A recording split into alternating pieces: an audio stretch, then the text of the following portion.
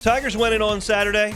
20-point victory, 37-17 was the final. And obviously, with the end of the regular season comes some thoughts on the season that was. And before I give mine, I thought Brian Kelly's press conference on Saturday was an interesting one. I really did. He had an interesting tone to the way that he approached questions. He had some interesting things to say regarding receipts and national championships. And sometimes I just paraphrase to kind of continue with the conversation. But I think in this instance, we've got to play Kelly's bite from Saturday. I'm assuming most of you have heard it, but this is what the head coach had to say in the moments after LSU's win. You know, whatever camp you want to jump into, go right ahead.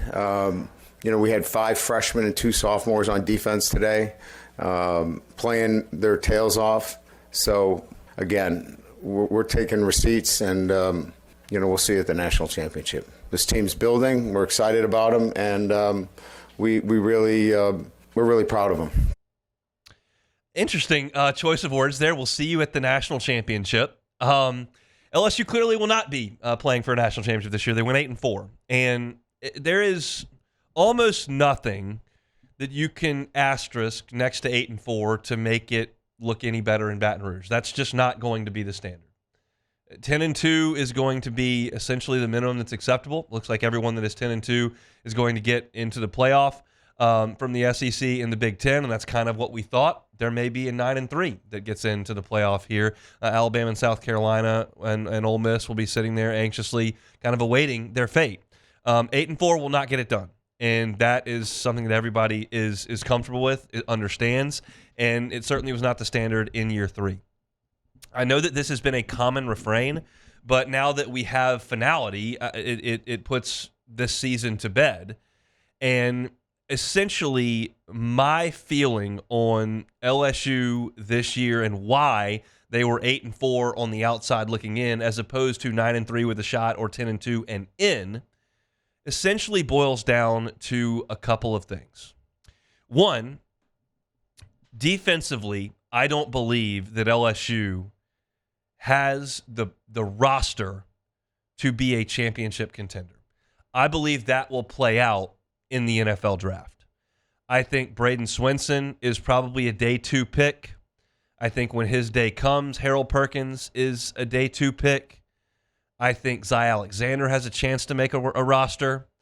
And I think that Whit Weeks is a really productive college player. I'm still not completely confident in what his draft ability is after next year or the year after that. But that right now, to me, outside of Savion Jones, and that's probably where it stops. That's as draftable as it gets. And LSU has made its mark over the last 25 years churning through high-end NFL draft picks on every level of the defense. Pass rushers, tackles, middle linebackers, edge defenders, corners, and safeties by the truckload. And in my estimation, that was not the case with this team. I feared that in August, and I, at halftime of the A&M game, convinced myself, no, maybe they don't have quite the talent level they once did, but they've coached around it, and they've figured it out. And then they went on a 10-quarter run where the defense was bad. And that derailed the entire season. I think it's a blemish on the coaching staff for sure that the team in 2 different interviews post-game said, 1, they weren't really prepared for Marcel Reed, and 2, on a big run by Florida that half the defense was in one call and half the defense was in another call. That's got to get coached better. But I think it more so comes down to who the players are. It's a great Kirby Smart line. Kirby Smart said this: players win games, not coaches. And he believes in that. He recruits to that standard, and that's what LSU has got to do. So whether that's get in the transfer portal, whether that's continue to recruit elite high school players and develop them with this great staff of developers that you have assembled, you've got to get better talent-wise on defense. And offensively, they've got to run the ball better. That's it. The passing game this year was good enough to win. Garrett Nussmeier finished this season with a 64% completion percentage. He threw for 3,735 yards, which is third in the history of the school. He threw 26 touchdowns. That's in the top 5 for a single season in the history of the school. Garrett Nussmeier finished 6th in the country in passing yards per game, 12th in the country in touchdown passes, 4th in the country in completions. He made big plays when they had to have it against Ole Miss and South Carolina. And I thought he got better in terms of the turnover bug later in the season. And I think for a first-year quarterback to put that out there, that is good enough to compete at the top end of the SEC. Is there definitely a quarterback that you would take over him in the Southeastern Conference from this season? Are you 100% sure you want Quinn Ewers instead of Garrett Nussmeier? Some of you may be. Are you 100% sure you want Carson Beck? Are you 100% sure you want Jackson Dart? Are you 100% sure you want Nico? I'm not. I'm not 100% sure I want Milroe either. I thought that Garrett Nussmeier was good enough to have LSU in position to compete for a championship. I thought the defense was shaky and the running game didn't help enough. If Garrett Nussmeier had the running game that South Carolina had, if he had the running game that Florida found late in the season, I think that the pass rush calms down in some of the games that LSU lost or some of the games that he struggled with interceptions on. And I think that his interception numbers come down. And that's really the only thing you can point to. It's not really an accuracy thing. It's not a toughness thing, not a talent thing. It was a turnover thing. And I think that the lack of a running game contributed to that. So how do you fix these things? Well, in my estimation, you've got to go to the transfer portal and you've got to go get at least one starting offensive lineman with power conference skins on the wall that can help you in the run game. I think that Paul Mabenga got better over the last 3 weeks. I think there's a chance that Emory Jones comes back. You hope DJ Chester develops, and you've got some young offensive linemen like Weston Davis and Cohen Eccles that you've got high hopes for. And but you've got to get better in the run game up front. And you may have to go get a running back out of the portal. We'll see. But you've got to get better running the ball. And then defensively, you got to go to the transfer portal as well, and you got to get some things done there.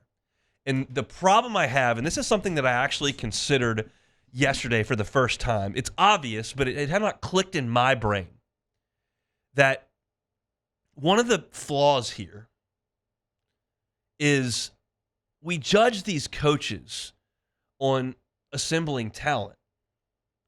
And oftentimes, this is now out of their hands. And it's hard for me to judge a football program based on how willing its donors are. That has nothing to do with Brian Kelly.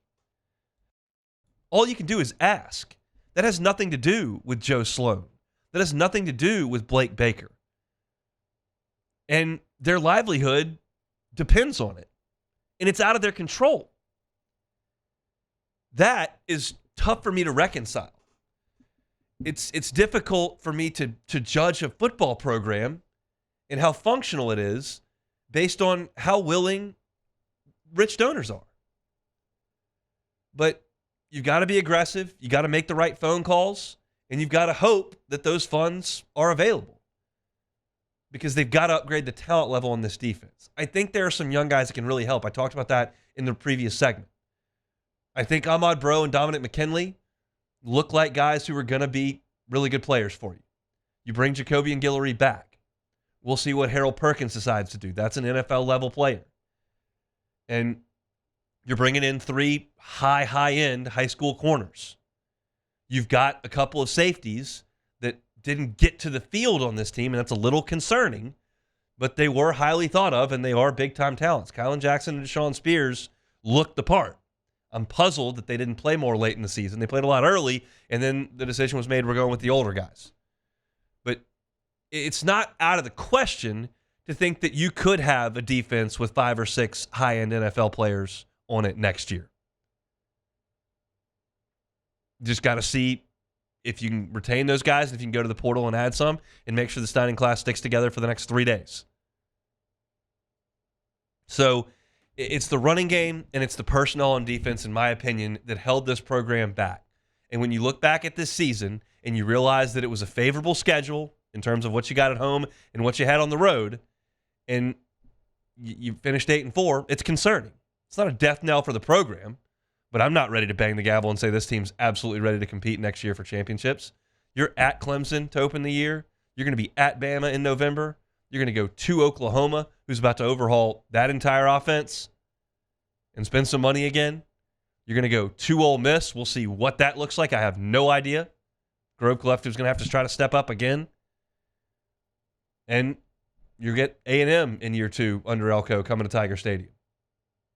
So it's a difficult road next year, but we just don't have a great idea of what that roster is going to look like. I think Brian Kelly understands where the shortcomings are. It's not in his control to the degree I would like it to be to fix it, but we'll see just how successful LSU's collective can be over the next month. Different world. But 2024 is in the rearview mirror. It's now on to signing day. See what you can get out of these practices and whatever bowl they send you to. And you got to make sure that the next roster looks better than this one, because I don't think LSU was a break here or there away. I think they were a long way away, because you can easily get this thing to 6-6. It's easier to get to 6-6 than 10-2. Lenora Sellers doesn't get hurt. That's one that could have gone the other way, and Garrett Nussmeier had to complete 3 fourth down passes against Ole Miss to get that one. I'm not taking him off the board. Great gutty wins. But it's tougher for me to wipe 2 of the losses off. Connor Wiggins probably got to stay in that game, and you got whipped by Alabama. You couldn't stop USC late, and Florida overwhelmed you at the end of the game. So I think LSU's got a lot of work to do. This season did not live up to expectations in year 3 under Brian Kelly.